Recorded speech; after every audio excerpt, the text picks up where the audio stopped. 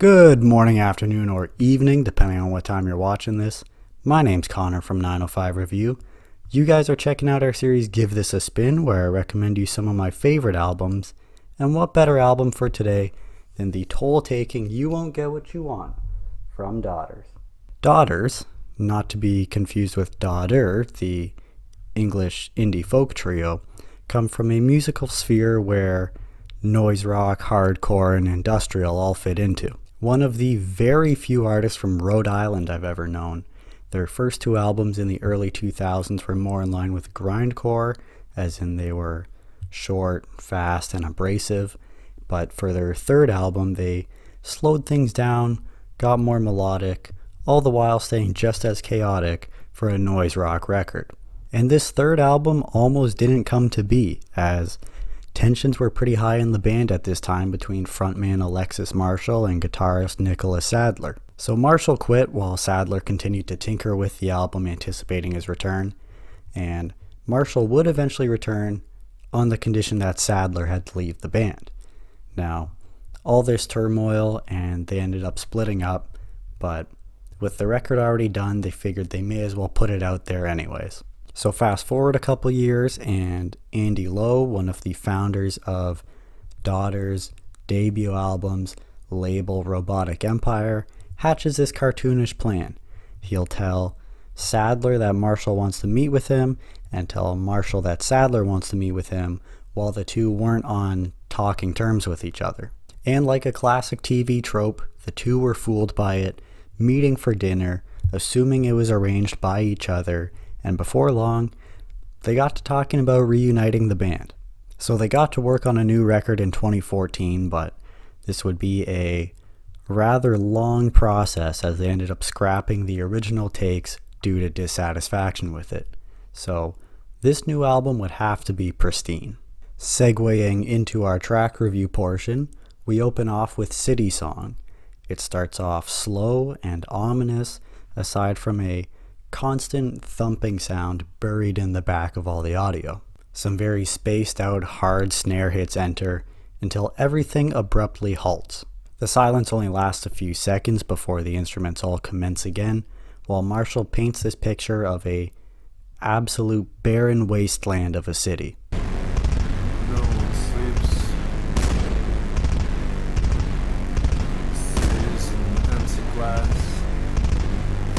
These drums gradually pick up as more sound is brought in, and Alexis Marshall begins to whimper as if harmed by these thoughts of this city, until they eventually evolve into shrieks as the song takes a turn. The spoken word outro to this then takes us to Long Road, No Turns. It's more upbeat with some thumping drums and eerie scratching guitars, and before long we're faced with the depressing nature of the song. With how hard you might work towards something, sometimes it really doesn't take much at all to derail all that effort.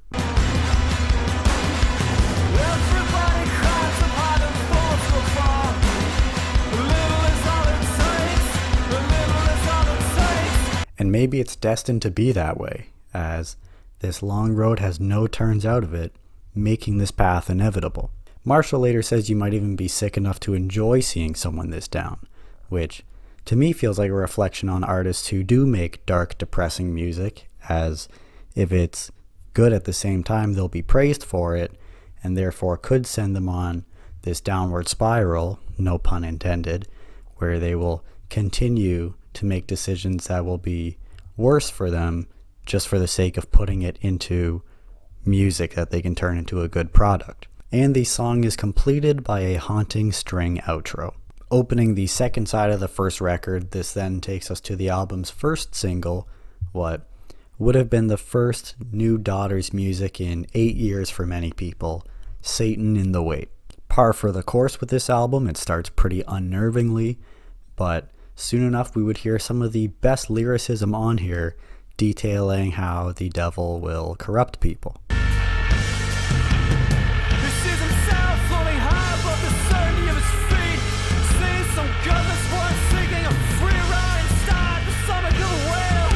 The band also made the decision to have a bright sounding chorus to lead you into a false sense of optimism, as they've put it.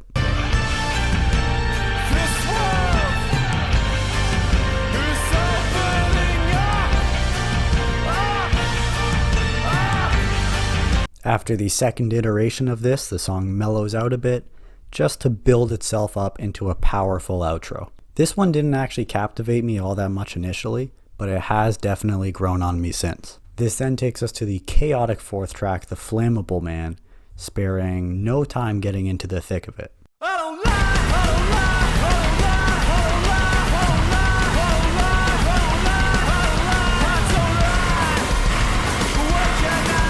It's an incredibly anxious song with Marshall declaring that he doesn't stay awake at night because he wants to, but because he can't not.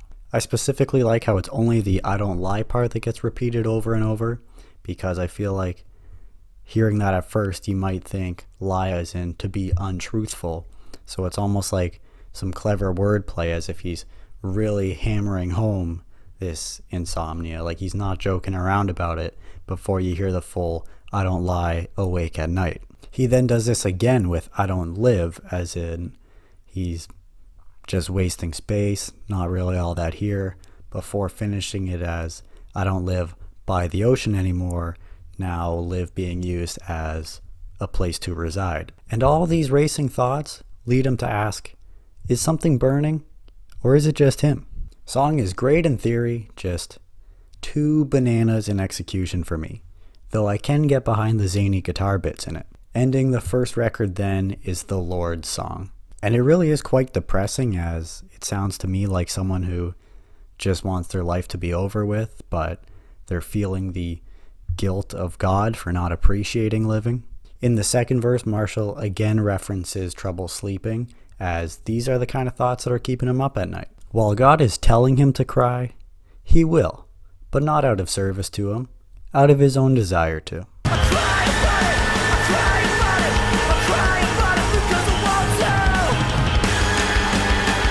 I love how manic the song is, just the internal clash between himself and the Lord.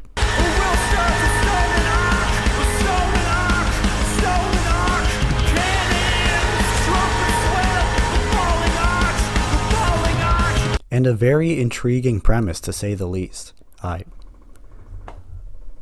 Do you mind? I definitely appreciate this more since writing this review. Give me a second. This place rattles for whatever reason.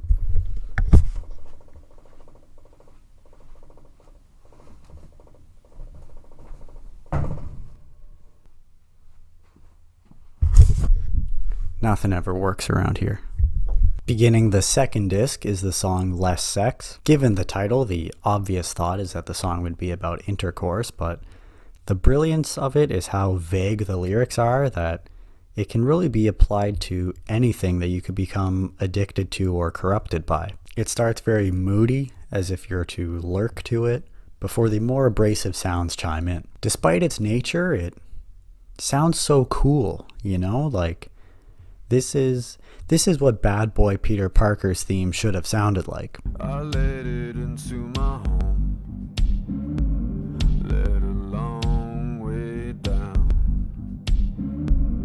Now we do have to get into some background, because this song is not exactly looked back on fondly. Alexis Marshall previously dated classical-based industrial, or neoclassical darkwave to be nerdily specific, artist Lingua Ignota, which, wow, what an alternative power couple. Except, Ignota, already a domestic violence survivor, made some pretty serious accusations against Marshall in an ongoing case. This is followed by the seventh track, Daughter, more real depressing stuff. It brings the feeling that life is futile, and there's an inner war raging on between trying to persevere or giving in.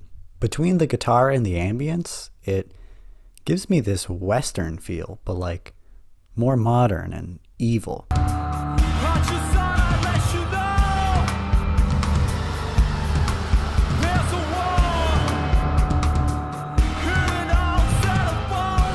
There's a lot of retro futurism in the media, but have you ever seen Western futurism? I reckon that would be pretty rad. And next, probably the first song that really stood out to me on my first listen of this album, The Reason They Hate Me. It's another one that's chaotic right off the bat, however much catchier than previous tracks. If you could slide a couple fingers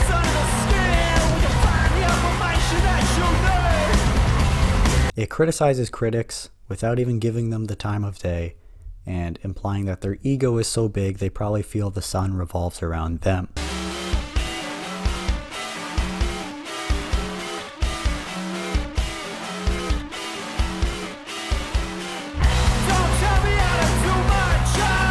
Absolute banger tune. Opening the final record side is another instant classic, Ocean Song. It starts off as a laid-back tune, broken up only by the brief sporadic bit, and is about a mentally unwell man, sort of an Eeyore, if you will. Down the hood to the stall garage door. Nothing ever works around here, he says to himself. The ignition bursts, the keys into his hand. He opens the door. He sulks around as everything in life feels like it's wrong. His house is falling apart because he has no motivation to maintain it, and he just wants to run from it all. Paul, the character in the song, is either unlike the flammable man in his fear of the ocean, or he is the same, just now facing this primal urge to tackle the water head on and see if there is an ocean beyond the waves, or possibly if there is any sort of greater meaning to all these mundane tasks he had been neglecting, as the song descends into madness. The shoes come from off his feet. Shadow wants him. 7 yards. The ghost of what he was. Flawless track, absolutely flawless, and I'd have to say my favorite on here. As phenomenal as Ocean Song would have been to end on, Guest House could very well be a tie-in to its predecessor. While Paul had sprinted full force to the water in Ocean Song, the character here is begging, pleading to be let inside, surprised to find themselves locked out.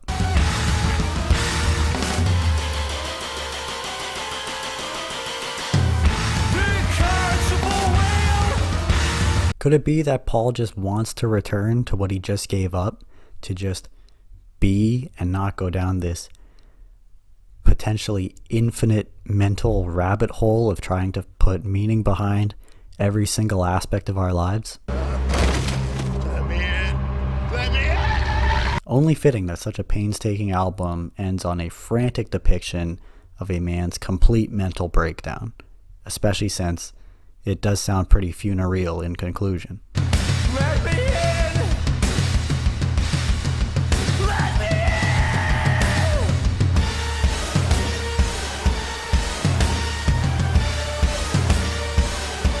You Won't Get What You Want, released in 2018 on Ipecac Recordings, was put out on digital download, CD, cassette, and various vinyl variants, all just different mixtures of gray, white, and black. Let's talk about this album's impact, because it garnered ridiculous amounts of praise. It made it on many best of year lists and received practically unanimous strong praise. But that wasn't so great for me.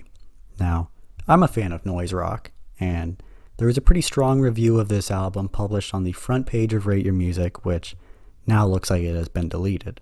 But furthermore, Anthony Fantano, probably the most relevant music critic to my demographic, gave this album a 10 out of 10 rating, only the 5th release he bestowed such an honor.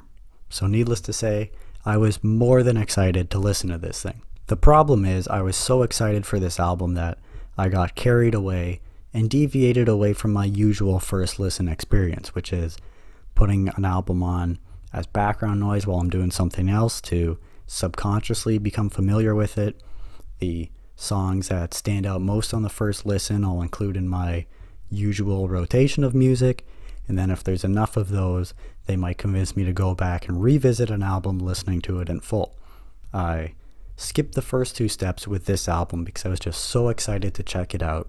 So on my first listen, I was absolutely dialed into this thing, and when the first half of the album didn't really amaze me, I was pretty disappointed. Songs on the second half are what salvaged this for me, however, and are what eventually convinced me to revisit the album in full. I mean, the production on this thing is absolutely top tier. Now, you've got Seth Manchester working on it, who, if you'll recall, he also worked on the album I just recently reviewed, Atlas Vending by Metz. On You Won't Get What You Want, Daughters are so good at the stop everything for a few seconds and then bring it all back in full force. and I was pretty invested with the lyrical themes regarding meaning to our existence. So I enjoy this album with its perfectly representative artwork more than I initially did, and man, is that second half of it almost flawless. And that to me is what bails this thing out from just being a B+, sliding in at an A- grading in my books. The album opener is such a crawl, and I would say there's not enough star power in the immediate tracks that follow it to really reel you in all that much right from the start. Those have been my thoughts on the ever-beloved Daughters, You Won't Get What You Want.